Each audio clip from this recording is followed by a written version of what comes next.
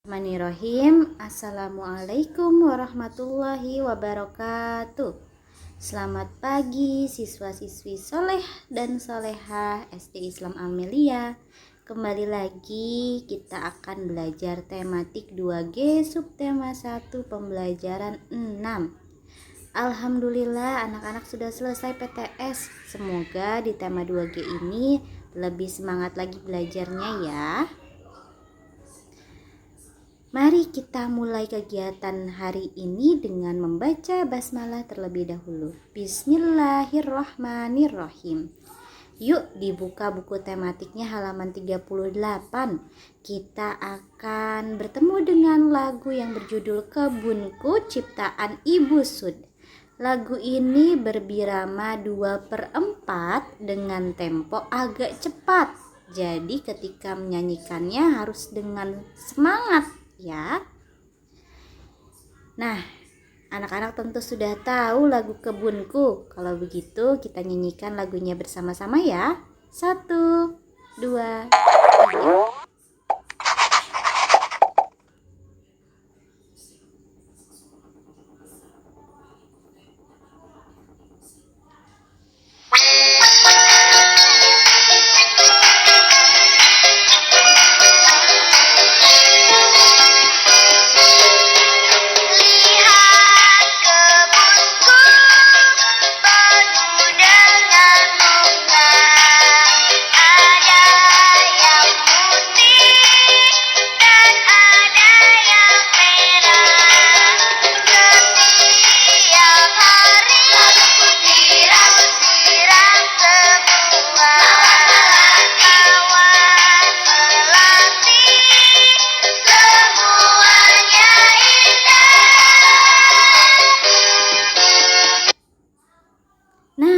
Itu dia lagu Kebunku. Anak-anak dapat menyanyikannya bersama dengan teman-teman ketika sedang Google Meet. Nyanyikan dengan semangat ya. Di lagu Kebunku ini kita mengetahui bahwa biramanya adalah 2/4. Tapi birama itu apa ya? Kita hari ini akan belajar mengenai birama. Birama adalah salah satu tanda untuk menunjukkan jumlah ketukan dalam satu ruas birama. Satu ruas birama ditunjukkan oleh batas-batas garis vertikal yang disebut dengan garis birama. Bu, yang mana sih garis birama itu? Ini dia, yang ada garis tegak seperti ini namanya adalah garis birama. Lalu yang dinamakan satu ruas birama itu segimana, Bu? Satu ruas birama itu ini sayang. Nah, satu ruas. Jadi kalau dia dihalangi oleh dua garis birama, nah ini satu ruas biramanya. Terus yang angka 1, 2, 3, 4 ini disebut dengan nada, atau jika kita baca yaitu do, re, mi, fa, sol, la, si, do, gitu ya. Anak-anak, dalam alat musik diatonis seperti piano, organ maupun gitar, kita akan menemukan birama maupun garis birama. Namun dalam alat musik pentatonis seperti gamelan jarang ditemukan garis birama. Nah, pada tangga nada diatonis, petak-petak yang dibatasi oleh garis birama itu dinamakan dengan ruas birama. Jadi ini satu ruas birama segini ya. Kalau kita lihat ke lagu Kebunku nih. Nah, ini garis birama nih yang tegak-tegak seperti ini. Lalu nih, ini dinamakan dengan satu ruas birama. Coba kita hitung ya, dalam satu baris ini ada berapa ruas birama? 1, 2, 3, 4, 5. Oke, ini ada 5 ruas birama. Anak-anak dapat menghitungnya saat sedang Google Meet ya.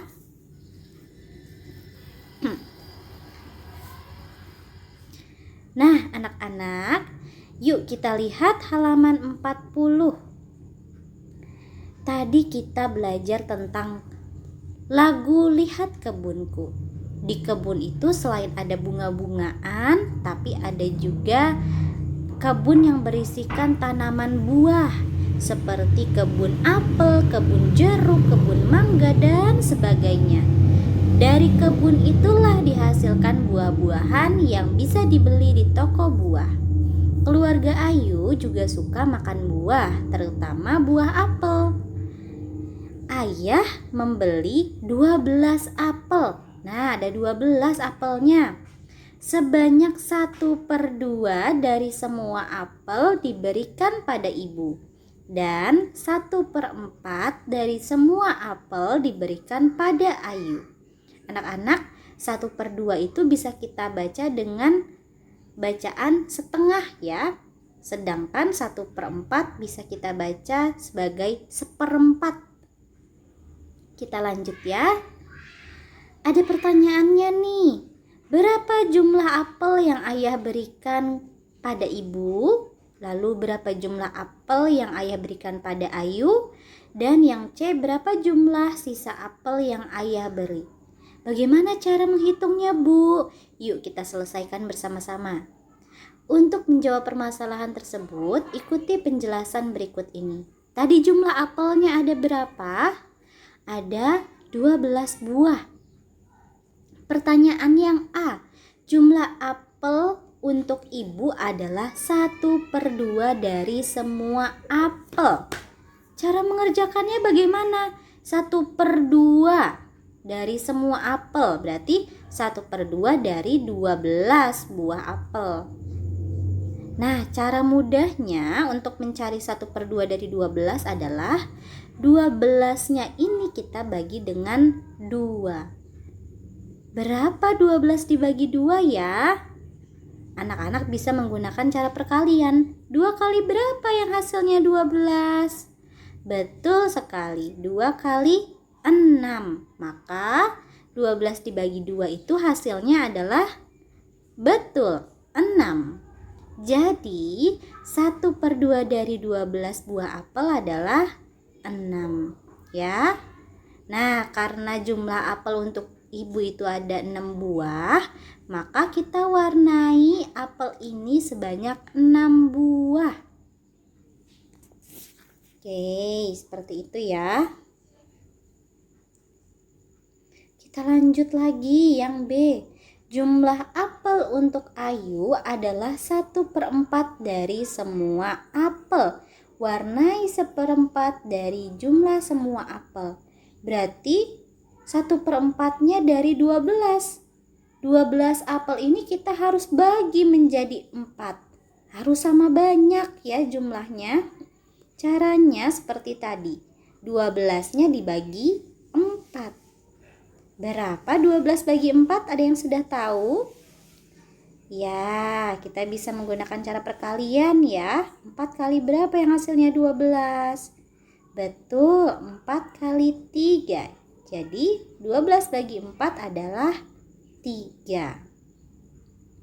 Oke, kita udah tahu nih bahwa 1/4 dari 12 buah apel adalah 3. Nah, mari kita warnai gambar apel ini sebanyak 3 buah. 1, 2, 3.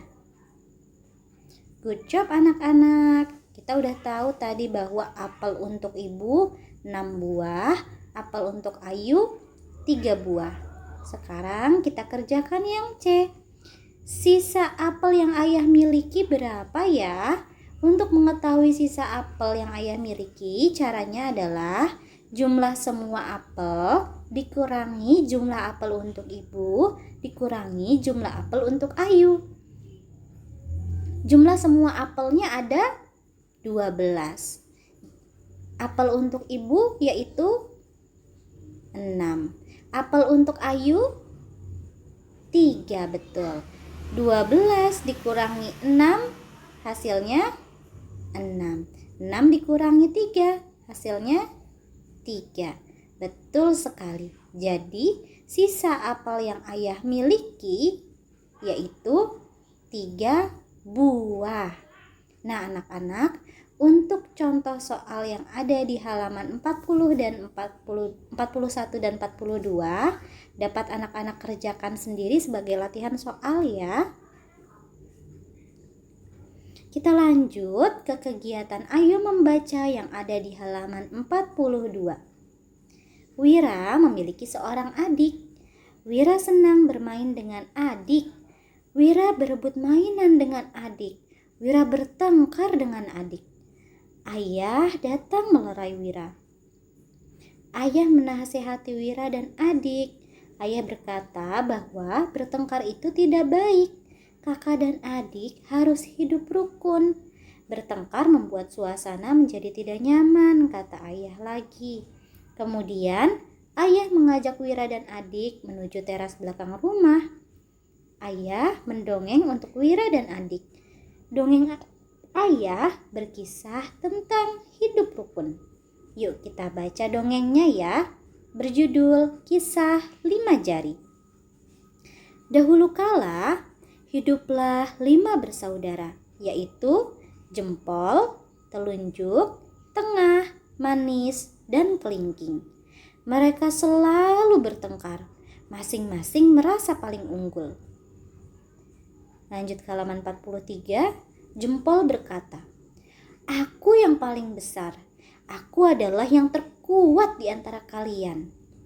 Lalu telunjuk menjawab, "Itu tidak benar. Aku yang paling berguna." Lalu kata jari tengah, "Tidak mungkin. Aku yang paling tinggi di antara kalian." Jari manis tidak mau kalah. "Apa kalian semua tidak sadar? Aku yang paling cekatan. Aku dapat menyelesaikan pekerjaan dengan cepat." Lalu kelingking menjawab, "Walau aku kecil, tapi aku yang paling rajin."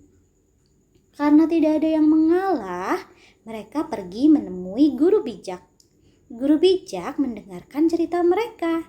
Kemudian guru bijak berkata kepada mereka, "Baik, sekarang dengarkan. Kalian harus memasak sayuran nangka untukku. Masakan itu harus sudah matang sebelum malam tiba." 5 bersaudara ini merasa bingung.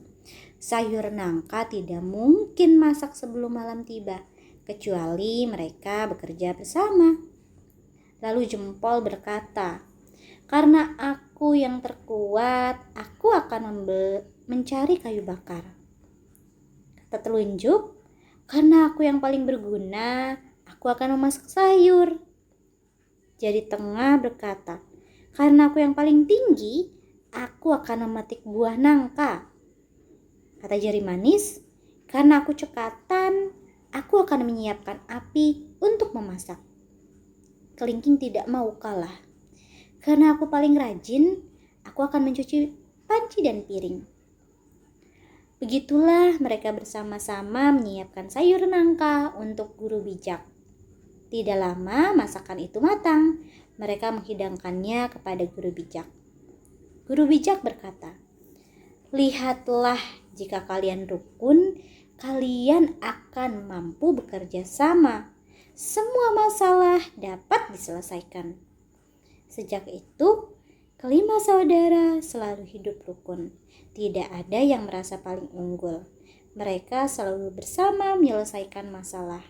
Masya Allah, ada banyak sekali ilmu yang kita dapatkan dari cerita ini.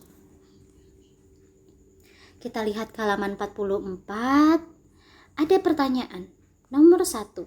Apa tindakan yang sebaiknya kamu lakukan jika memiliki teman yang berperilaku seperti dalam cerita Kisah 5 Jari?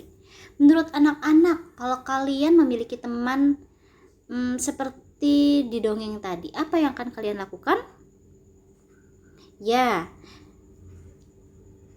kalian bisa menceritakan pada teman bahwa sebagai teman, kita itu harus selalu hidup rukun dan tidak boleh merasa paling unggul. Apa pelajaran yang dapat kamu ambil dari cerita kisah 5 jari? Bahwa manusia adalah makhluk sosial yang saling membutuhkan. Kita harus selalu hidup rukun dengan semua orang. Jika kita hidup rukun, maka pekerjaan yang berat akan terasa ringan jika dikerjakan bersama-sama. Kita lanjut lagi ke halaman 44 bagian bawah. Kegiatan ayo berlatih.